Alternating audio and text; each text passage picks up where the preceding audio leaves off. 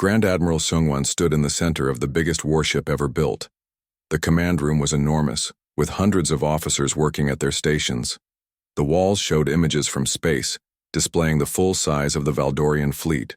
Seungwon was old, even by Valdorian standards. His blue skin had turned darker with age, and his 4 arms were covered in scars from countless battles. He had spent 300 years building this fleet, and now it was time to use it. "Commanders," he spoke into his communicator. His voice reached every ship in the fleet. "Today we begin our 48th conquest. The planet the humans call. Earth will join our empire just like all the others." On screens throughout the fleet, other Valdorian commanders appeared. Each one led thousands of ships. Each one had destroyed entire civilizations. "Tell me about these humans," Seungwon said. To Admiral Taeho stepped forward. "They are weak, Grand Admiral. They have only lived on one planet for their entire history. Their technology is hundreds of years behind ours. They still use chemical rockets to reach their own moon." Captain Chae-young listened from her position on the bridge. She was young for a Valdorian officer, only 50 years old. This would be her first major conquest. She commanded a battlecruiser called the Starbreaker, which was bigger than most human cities. "How many humans are there?" another commander asked. "About 8 billion, Taeho replied. "But that doesn't matter. Our weapons can destroy their entire planet if we choose." Chae-young looked at the images of Earth on her screen. The blue and green planet looked so peaceful. She had seen many worlds before the fleet destroyed them. Some had been covered in crystals that sang in the wind. Others had floating cities made of gold. All of them were gone now, turned into empty rocks that the Valdorian Empire could mine for resources. "What about their military?" Seungwon asked. Taeho laughed. "They have small armies that fight each other instead of working together. Their biggest weapons can barely scratch our ship's shields. Grand Admiral, this will be our easiest conquest ever." The other commanders laughed too. Chae-young did not laugh. Something about this felt different, though she could not say why. "Show us their defenses," Seungwon commanded. The main screen changed to show Earth's military.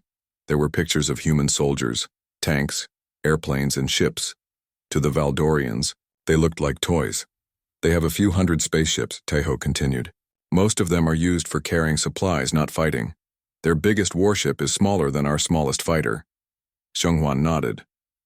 "Good. We will follow the standard plan. First, we destroy their military. Then we demand surrender. If they refuse, we destroy their largest cities until they agree. Finally, we take all the resources we need and leave the planet empty." "How long do you think it will take?" asked Commander Woo Jin from another ship. 3 days at most, Taeho said. "Maybe less." On Earth, General Hyunwoo was having a very different meeting. He sat in a room deep underground with leaders from every major country. The president of Korea, Kyung-hee, was there. So were the leaders of America, China, Russia, and dozens of other nations.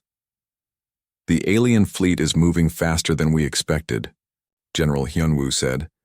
"They will arrive in 5 months, not 6. President Kyung-hee looked at the reports on her desk. The numbers were frightening. 50,000 ships, each one bigger than our largest buildings. How is this possible? "Our scientists think they have been building this fleet for hundreds of years," General Hyunwoo explained. "They are not like us. They work together as one empire, instead of fighting each other." The American president spoke up. "What about our nuclear weapons? Surely those can damage their ships." General Hyunwoo shook his head. "Our tests show that their shields can stop nuclear weapons easily. We would need to hit each ship with 100 nuclear bombs to maybe damage it. We don't have enough weapons and we could never get close enough to use them." "So we can't fight them?" asked the Chinese leader. "Not in the normal way," General Hyunwoo said. "But we have Project Prometheus." He pressed a button, and the screen showed pictures of the secret laboratories hidden around the world. There were facilities under major cities on every continent, all working on the same project. Dr. Minji Park and her team have been working on this for 5 years, General Hyunwoo continued. It's based on a new understanding of physics that no other species has discovered. "What does it do exactly?" President Kyung-hee asked. "It changes the basic rules of how things work in space," General Hyunwoo said. Instead of building bigger guns or stronger shields, we change reality itself. The room was quiet for a long moment. The leaders tried to understand what this meant. Is it safe? The Russian president asked. Dr. Park says it is, General Hyunwoo replied. But she also says that once we use it, nothing will ever be the same. Not just for Earth, but for the entire galaxy. Meanwhile, Dr. Minji Park was working, 18 hours a day in her laboratory. The round machine at the center of the room was almost complete. Strange energy flowed through tubes and wires, creating patterns that seemed to move by themselves. The quantum field is stable, Dr. Jiwon reported. But the power requirements are enormous. We'll need to connect to every power plant on Earth. Minji wiped sweat from her forehead. That's fine. We only need it to work for a few seconds. A few seconds to do what? Asked Dr. Yeji, another scientist on the team. To show the galaxy that there are different ways to fight a war, Minji said. Dr. Yeji looked worried. Minji, I've been thinking about this. What if the aliens try to talk to us first? What if they don't want to destroy us? Minji stopped working and looked at her friend. Yeji, we received a message from the Kepler colony just before it was destroyed. Do you want to hear it? Yeji nodded. Minji played a recording. A man's voice spoke quickly, full of fear. They came without warning, thousands of ships. They demanded we leave our planet immediately. When we tried to negotiate, they started destroying our cities. They're not interested in talking, they just want us gone. If anyone receives this message, remember that The recording cut off. That was the last thing anyone heard from 40,000 colonists, Minji said quietly. These aliens don't negotiate. They don't compromise. They take what they want and destroy everything else. Back in space, the Valdorian fleet continued moving toward Earth. Captain Chaeyoung walked through her ship, checking on her crew. The Starbreaker had 5,000 Valdorian soldiers on board, along with weapons that could level mountains. She stopped at the observation deck and looked out at the fleet around her. Ships stretched in every direction, as far as she could see. Some were as big as cities, with weapons that glowed like stars. Others were smaller and faster, designed to hunt down any enemies that tried to escape. At the center of the fleet was the pride of the Valdorian Empire, the World Ender. It, too, was less a ship than a moving fortress big enough to hold 1,000,000 soldiers. Its main weapon could crack a planet's surface from orbit. Captain, said her communications officer, Grand Admiral Seungwon wants to speak with all ship commanders. Chaeyoung returned to the bridge. The main screen showed the Grand Admiral in his command room. Commanders, Seungwon said, our scouts report that the humans have detected our approach. Their governments are meeting in secret. Their military is moving to defensive positions. Are they preparing to fight us? Asked one commander. It appears so, Seungwon replied. But it doesn't matter. Let them prepare. Let them build whatever defenses they can. When we arrive, we will show them what real power looks like. Chaeyoung listened, but something still felt wrong to her. In all her studies of previous conquests, she had never seen a species that detected the Valdorian fleet so early. Most civilizations had no idea they were in danger until the ships appeared in their sky. Grand Admiral, she said, what if the humans are more advanced than we think? What if they're hiding their real technology? Seungwon looked at her with amusement. Captain Chaeyoung, you worry too much. We have conquered species much more advanced than these humans. We destroyed the crystal builders who could manipulate time itself. We defeated the star shapers who built artificial suns. These humans have barely left their own planet. But sir, the decision is made. Seungwon said firmly, in 5 months Earth will belong to the Valdorian Empire, and these humans will learn what happens to species that stand in our way. The communication ended, and Chaeyoung was left alone with her doubts. Around her, the massive fleet continued its journey through space, confident in its power and certain of its victory. None of them knew that deep underground on Earth, a small group of human scientists was about to change the rules of war forever. The Valdorians had spent 3 centuries building the most powerful fleet in galactic history. Soon they would learn that all their ships and weapons were useless against an enemy that could rewrite reality itself. The countdown continued. In 5 months, the two forces would meet, and the galaxy would never be the same. Commander Yuki stood on the bridge of his scout ship, watching the stars through the wide window. His red eyes focused on the screen showing a small blue planet far away. After 3 months of travel through empty space, he had finally found something interesting. The planet looked perfect. Blue oceans covered most of it, with green and brown land masses scattered around. White clouds moved slowly across its surface. Yuki had seen many worlds in his 20 years as a scout for the Valdorian Empire, but this one was special. It was full of life. "Commander," said his second officer, a young female named Nari, "the scans are complete. The planet has everything we need: water, oxygen, metals, and energy sources. But there's something else." Yuki turned to look at her. "What is it?" "There are people living there. Millions of them. Maybe billions." Yuki smiled, showing his sharp teeth. The Valdorian Empire always needed new planets to take resources from. Finding one with people on it made things more interesting. "What kind of people? Are they strong? Do they have good weapons?" Nari looked at her readings again. "No, Commander. They are very weak. They only have small rockets that barely leave their planet. No space stations, no big weapons. They still fight each other with simple guns and bombs." "Perfect," Yuki said. He pressed a button on his chair and spoke into his communicator. "Admiral, Tejo, this is Scout Ship 7. I have found our next target." Far away on the main command ship of the Valdorian fleet, Admiral Tejo received the message. He was a tall, strong alien with blue skin and 4 arms. Scars covered his face from many battles. He had been leading the Valdorian war fleet for 50 years, and in that time, he had destroyed 47 different worlds. "Show me," Tejo said. The main screen in his command room lit up with images from Yuki's ship. Tejo saw the blue planet, spinning slowly in space. He saw the small rockets the humans used. He saw their tiny space station that looked like a toy compared to Valdorian ships. Tejo laughed. "These creatures call themselves humans," he said to his officers. "Look how weak they are. Our smallest fighter ships are bigger than their biggest rockets. This will be easy." But Tejo did not know that the humans were watching him too. Deep under the city of Seoul on Earth, Dr. Minji Park worked late into the night. Her laboratory was hidden far underground, behind thick metal doors that few people knew existed. The room was full of strange machines that hummed and glowed with blue light.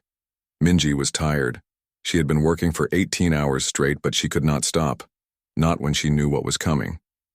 "Dr. Park," said her assistant, Dr. Jiwon, as he walked into the lab, "you need to rest. You have been here since yesterday morning." Minji looked up from her work. She was a small woman with long black hair and smart eyes behind thick glasses. "I cannot rest, Jiwon. Look at these readings." She pointed to a screen that showed signals from space. The signals were very weak, but they were there. They had been getting stronger every day for the past 6 months. "The alien probe is still out there," Minji said. "It's watching us, studying us, and soon, more will come." Jiwon sat down next to her. He was younger than Minji, but he was also very smart. He had helped her work on their secret project for 3 years. "Are you sure about this? Maybe the signals are just from old satellites or space rocks." Minji shook her head.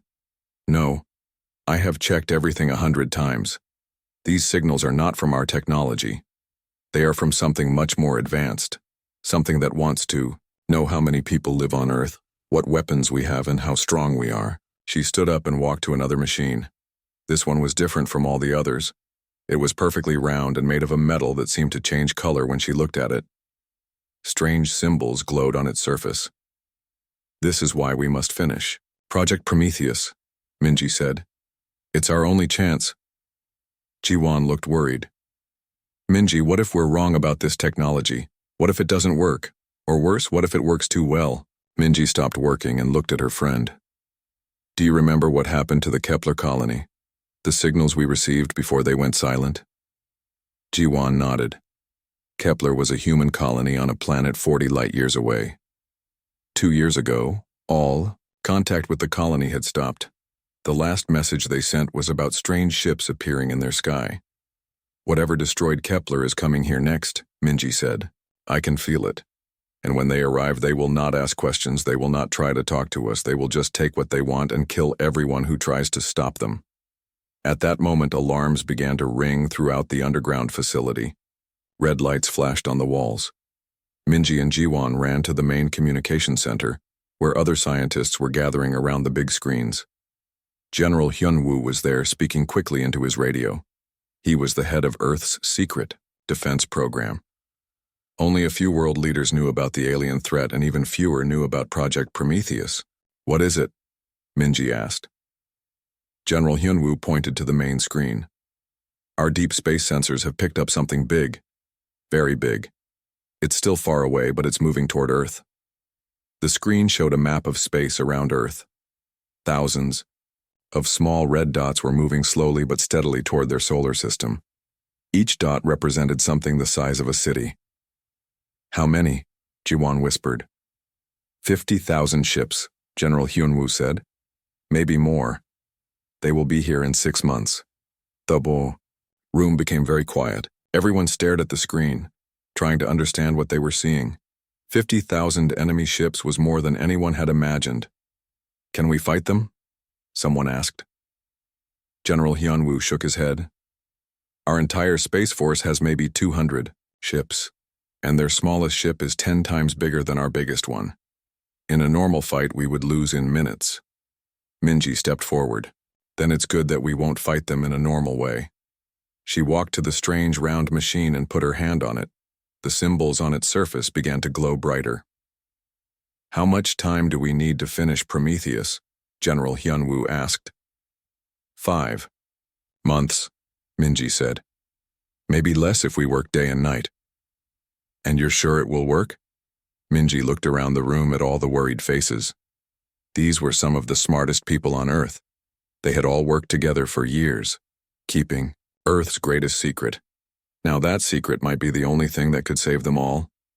I'm sure it will work, she said, but I'm not sure what will happen after it does. This technology will change everything, not just for us, but for everyone in the galaxy. Jiwan walked over to her. What do you mean? The aliens coming here think they know how war works, Minji explained. They have big ships and powerful weapons. They think that's all they need to win. But we're going to show them something they've never seen before. Something that will make their ships and weapons useless. What? General Hyunwoo asked. Minji smiled, but it wasn't a happy smile. It was the smile of someone who knew a terrible secret. We're going to change the rules of physics. Outside, far above the hidden laboratory, people in Seoul went about their normal lives. They worked, studied, played with their children, and worried about ordinary things like money and relationships. They had no idea that aliens were coming to destroy their world. They also had no idea that deep underground a small group of scientists was building something that would change the entire galaxy forever. The countdown had begun. In 6 months, the most powerful alien fleet in history would reach Earth. But they would find that humanity had prepared a surprise that no one in the universe had ever imagined. The war for Earth's survival was about to begin, but it would not be the kind of war anyone expected. The Valdorian fleet arrived at the edge of Earth's solar system like a storm of metal and fire. 50,000 ships spread across space, each one glowing with the light of their powerful engines. The smallest ships were the size of skyscrapers. The largest were like moving mountains with weapons that could destroy moons. Captain Cheong stood on the bridge of the Starbreaker, watching the blue dot of Earth grow larger on her screen. After 5 months of travel, they had finally reached their destination. But something felt different about this conquest. The humans had not tried to run away or hide. Instead, they seemed to be waiting. "Captain," said her communications officer, "we're receiving a transmission from the human planet." "Put it on screen," Cheong ordered. The image showed an elderly human man in a military uniform. Behind him stood other humans in suits and uniforms, representing different countries. The man spoke in the common galactic language that most species used for communication. "I am General Hyunwoo of the United Earth Defense Command," he said. "We know who you are and why you have come. We ask that you leave our solar system peacefully." On the command ship, Grand Admiral Seunghwan laughed when he heard the message. "They want us to leave peacefully? After we traveled all this way?" Admiral Taiho stood beside him. "Should I respond, Grand Admiral?" "Yes," Seunghwan said. "Let them know what they're dealing with." The reply went out to Earth immediately. Seunghwan's image appeared on every television and computer screen on the planet. "Humans of Earth," he said, his voice cold and threatening. "I am Grand Admiral Seunghwan of the Valdorian Empire. You have something we want. Your planet contains resources that belong to us now. You will evacuate immediately, or we will remove you by force." President Kyung-hee sat in the underground command center, watching Seunghwan's message with the other world leaders.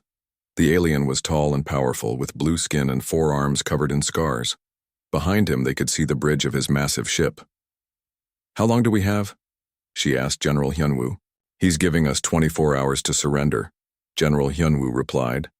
"After that, they'll start destroying our cities." "Is Project Prometheus ready?" Dr. Minji Park stepped forward. She looked tired after months of working day and night, but her eyes were determined. "It's ready. All the facilities around the world are connected and powered up, but once we activate it, there's no going back." President Kyung-hee nodded. "Do all the world leaders agree?" One by one, the leaders of every major nation gave their approval. They had all seen what happened to other worlds that tried to fight the Valdorian Empire. This was their only chance. "Begin the evacuation of all major cities," President Kyung-hee ordered. "Tell people it's a military exercise. We don't want to cause panic." Around the world, millions of people began leaving cities like Seoul, Tokyo, New York, London, and Moscow. They thought it was just a drill, but their governments knew better. If Project Prometheus failed, these cities would be the first targets. In space, the Valdorian fleet moved into position around Earth. Admiral Taiho commanded the first attack wave from his ship, the Eternal Dominion. Captain Cheong's Starbreaker was part of his fleet, along with 5,000 other warships. "Admiral," reported his tactical officer, "the humans have launched some of their spaceships, about 200 small vessels." Taiho looked at his screen. The human ships were tiny compared to Valdorian vessels, like insects flying toward giants. "What are they armed with?" "Nuclear weapons mostly, some plasma cannons. Nothing that can penetrate our shields." "Let them come," Taiho said. "We'll destroy them easily. It will be good practice for our new officers." But Captain Cheong was studying the human formation more carefully. "Admiral, look at how they're positioned. They're not attacking. They're just waiting." "Waiting for what?" Taiho asked. "I don't know, but this doesn't look like a normal military response." On Earth, Dr. Minji Park made final adjustments to the Project Prometheus control system. The round machine in her laboratory was now connected to similar devices in 50 locations around the world. Together, they created a network that could manipulate the basic forces of reality. "All stations report ready," Dr. Jiwon announced. "Power levels are at maximum." Dr. Yeji checked her instruments. "Quantum field generators are stable. We can maintain the effect for up to 10 minutes. "We won't need 10 minutes, Minji said quietly. "This will be over in seconds." Above ground, Lieutenant Yeji of the Korean military watched the sky through powerful telescopes. The Valdorian ships were visible as bright dots moving between the stars. There were so many of them that they looked like a new constellation. "It's hard to believe," she said to her commander. "All those ships, all those weapons, and we're going to stop them with something that doesn't even look like a weapon." Her commander nodded. "Dr. Park says the best weapons are the ones your enemy doesn't understand." In space, Admiral Taiho grew impatient. "The humans have had enough time to surrender. Begin the demonstration." He turned to his weapons officer. "Target their moon. Use one antimatter torpedo. I want them to see what happens when they refuse our offer." The Eternal Dominion fired a single weapon at Earth's moon. The torpedo traveled faster than light, reaching its target in seconds. When it hit, the explosion was visible from Earth as a bright flash. Captain Che-young watched in horror as cracks began to appear across the moon's surface. Chunks of rock broke away and started floating into space.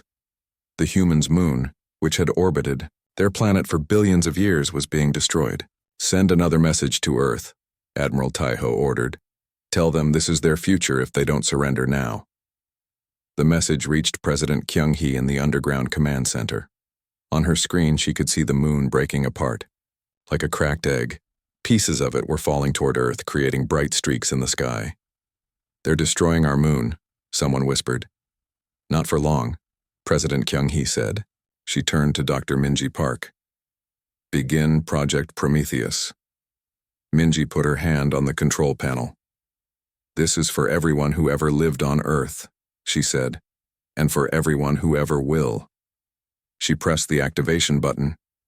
Around the world, 50 hidden facilities powered up simultaneously. The machines inside them began to manipulate quantum fields on a scale never before attempted. They reached out through space, touching every atom, every molecule, every piece of matter within 1,000,000 kilometers of Earth. In space, Captain Che-young suddenly felt something strange. The stars seemed to flicker for a moment, as if reality itself was shifting. "Captain," said her science officer, "I'm reading some kind of energy field emanating from the planet. It's unlike anything in our databases." "What kind of field?" I don't know. It's operating on quantum levels we can't even measure." Admiral Taiho received similar reports from his other ships. "Some kind of new weapon?" he asked his advisors. "Impossible," replied his chief scientist. "The humans don't have technology this advanced. No one does. But on Earth, Dr. Minji Park was proving that impossible things could become possible. The quantum field generators were working perfectly, reaching out through space and touching every Valdorian ship in the fleet. "Field strength at 100%, Dr. Jiwon reported. "All targets locked," added Dr. Yeji. Minji looked at the display showing the positions of all 50,000 enemy ships. Each one was now surrounded by a quantum field that could manipulate matter at the atomic level. "The moon first," she said. "Let's show them what we can do." She touched another control, and something impossible happened. The pieces of Earth's moon, which had been floating away into space, suddenly stopped moving. Then they began moving backward, returning to where they came from. The cracks in the moon's surface began closing. Within seconds, the moon was whole, again as if it had never been damaged. Captain Che-young stared at her screen in disbelief. "That's impossible. You can't reverse an antimatter explosion." "Captain," her science officer said, his voice shaking, "according to our sensors, they just did. They reversed entropy on a massive scale. They made time run backward for matter, across millions of cubic kilometers of space." Admiral Taiho received the same impossible reports. "They fixed their moon? How?" "I don't know, Admiral. Our science says this should be impossible." "Then our science is wrong," Taiho said angrily. "Fire everything we have at their planet. All ships, all weapons. Destroy them before they can do whatever this is again." But it was already too late. Dr. Minji Park had spent 5 years learning how to rewrite the laws of physics. And now, she was going to show the Valdorian Empire what happened when they tried to destroy her world. "All ships targeted," Dr. Yeji reported. "Quantum reversal field ready," Dr. Jiwon added. Minji took a deep breath. In a few seconds, she would either save Earth or destroy it trying. "Execute," she said. The quantum field reached out from Earth, like an invisible hand, touching every Valdorian ship at the same time. And what happened next would change the balance of power in the galaxy forever. The Valdorian fleet opened fire with everything they had. 50,000 ships released their weapons at the same time, creating a storm of energy that lit up the space around Earth like a second sun.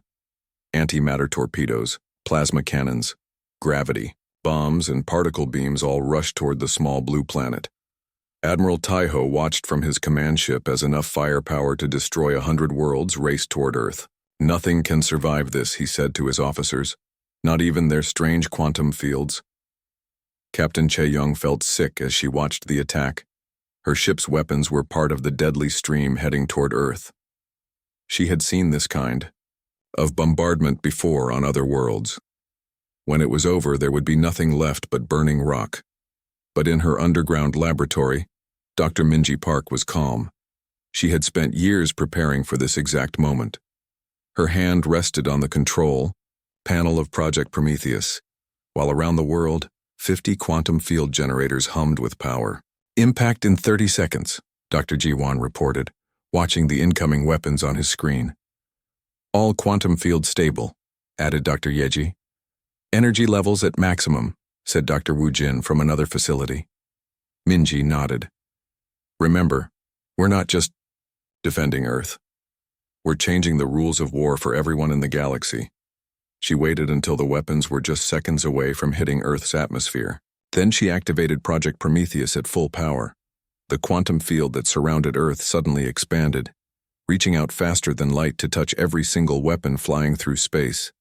And then something happened that should have been impossible according to every law of physics known to the galaxy. The weapons simply stopped existing. They didn't explode. They didn't get deflected by shields. They just weren't there anymore. Antimatter torpedoes that had been racing through space at incredible speeds became empty space. Plasma beams bright enough to melt mountains faded into nothing. Gravity. Bombs that could crush asteroids disappeared as if they had never been fired. What happened to our weapons? Admiral Taeho demanded, staring at his screens in confusion. His weapons officer checked and rechecked his instruments. Sir, I don't understand. The weapons were there and now they're not. It's like they were never fired. That's impossible. Yes, sir. But that's what happened. Captain Che-young felt a chill run through her body. She had fought in many battles, but she had never seen anything like this. Commander, she said to her science officer, what just happened? I think, the science officer said slowly. They reversed the quantum state of our weapons. They made them go backward through time to a point before they existed. That's not possible. No species has technology that advanced. The humans do. On Earth, President Kyung-hee and the other world leaders watched the impossible defense with amazement. The sky had been full of incoming weapons, and now it was empty. Earth had not been touched. It worked, President Kyung-hee whispered. Phase 1 worked, Dr. Minji Park corrected. Now comes the hard part. She turned to her team. Begin quantum reversal of all enemy ships. Target their molecular structure. Make them the same as they were before they were built. All of them? Dr. Ji-won asked. Minji, that's 50,000 ships. The power requirements. We have the power, Minji said firmly. The entire planet is feeding energy into this system. We can do this. Around the world, the hidden quantum field generators began working at levels that pushed them to their limits. The machines reached out through space, touching each of the 50,000 Valdorian ships with invisible hands made of pure quantum energy. Admiral Taeho felt his ship shudder. What's happening? Sir, his engineer reported. Something is wrong with our hull. The metal is changing. Taeho looked at the display showing his ship's structure. The advanced alloys that made up the Eternal Dominion were becoming simpler, older materials. The quantum bonds that held the ship together were being undone. Engineering report. The ship is falling apart at the molecular level, came the panicked response. It's like everything we used to build it is going backward to its original state. Captain Che-young was experiencing the same thing on her ship. Science officer, explain what's happening to us.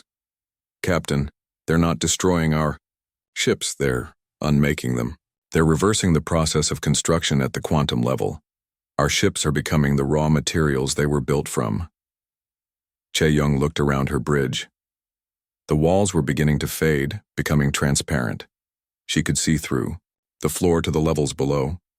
The Starbreaker, which had been her home for 20 years, was disappearing around her. Is there anything we can do to stop it? No, Captain, this is beyond our technology. They're rewriting physics itself. Throughout the Valdorian fleet, the same thing was happening. Ships that had taken decades to build were coming apart in seconds. The quantum field touched every atom, every molecule, reversing the bonds that held the mighty warships together. Grand Admiral Xunhuan watched in horror as his life's work dissolved around him.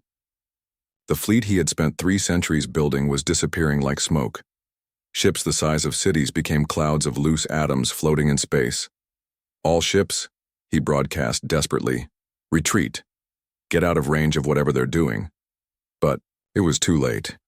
The quantum field moved faster than any ship could travel. There was no escape from something that operated at the speed of thought across the entire solar system. Grand Admiral, his communications officer said, his voice full of fear. I'm losing contact with our ships. They're gone. Xunhuan looked at his fleet display. The 50,000 red dots that had represented his ships were disappearing one by one. In minutes, the most powerful fleet in galactic history had been reduced to nothing. How? He whispered. How is this possible?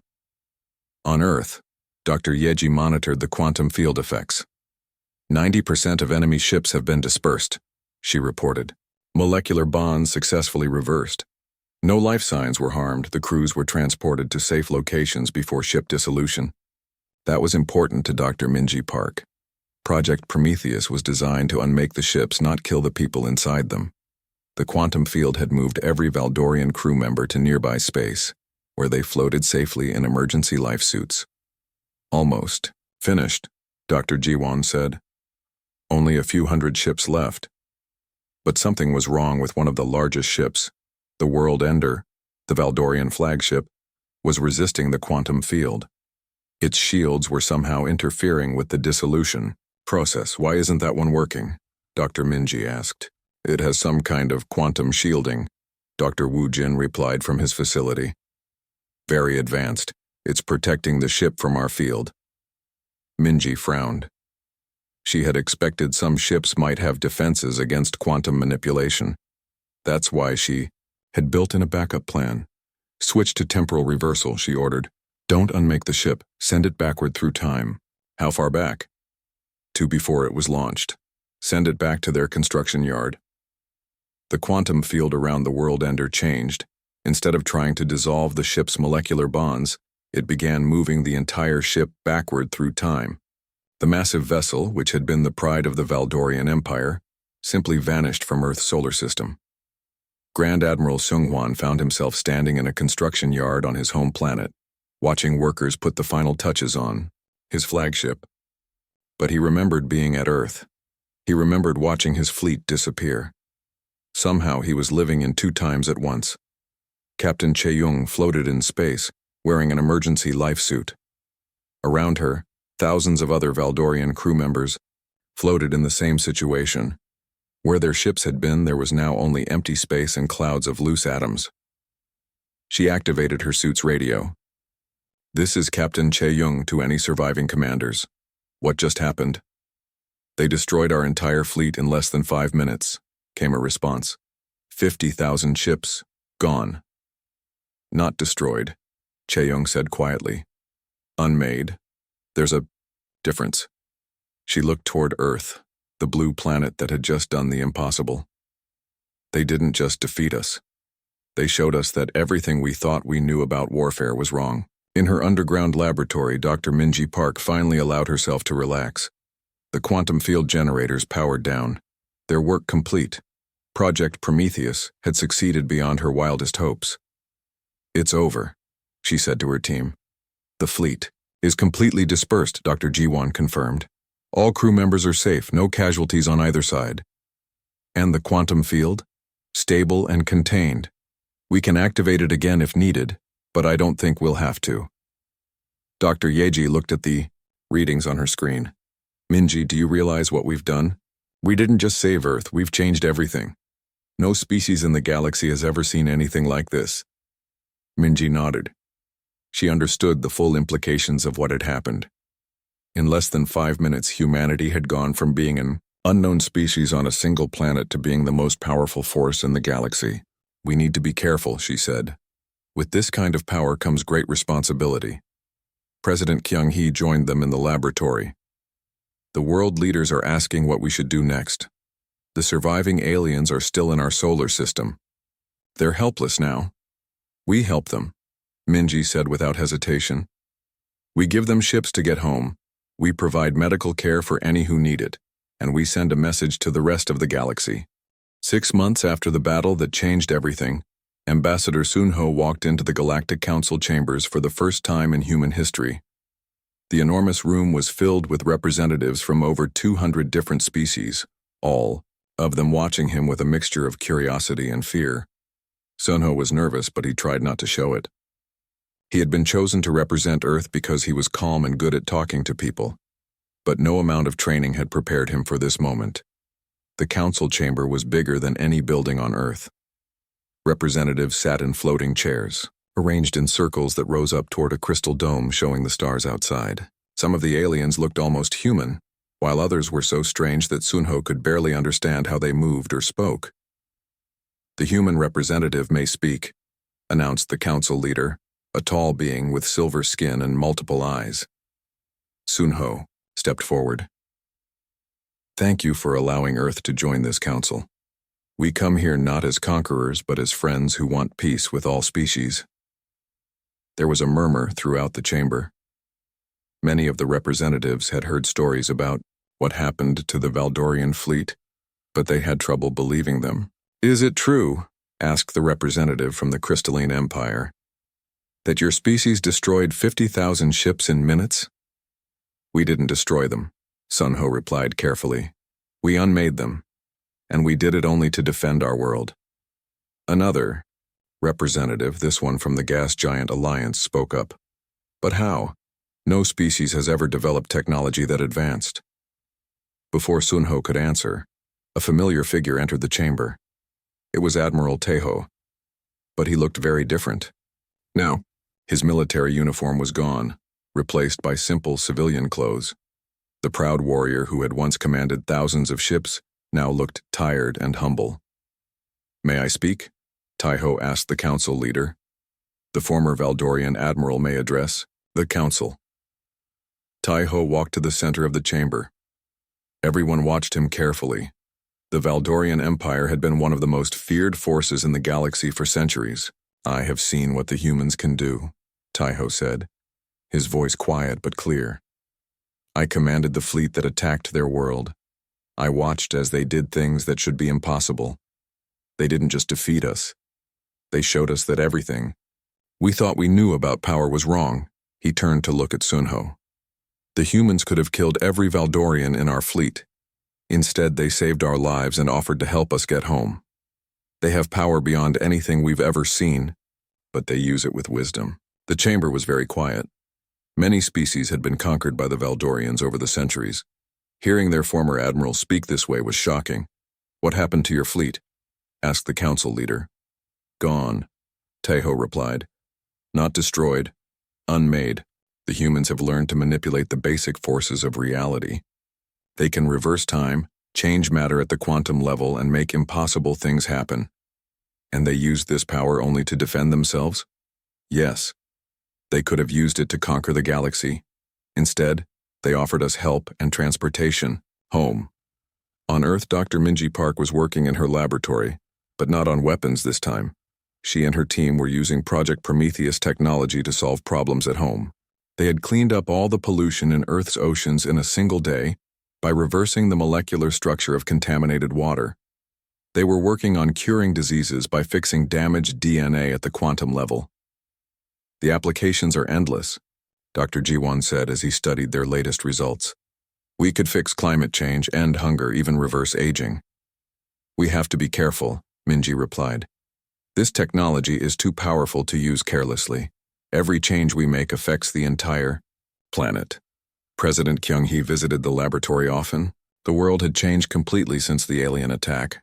People no longer worried about wars between countries. Instead, they worked together on projects that would have been impossible before. The other world leaders want to know if we can share this technology with other species, President Kyung-hee said. Some of it, Minji replied. The peaceful applications, yes, but not the weapons. We need to make sure it's never used for conquest.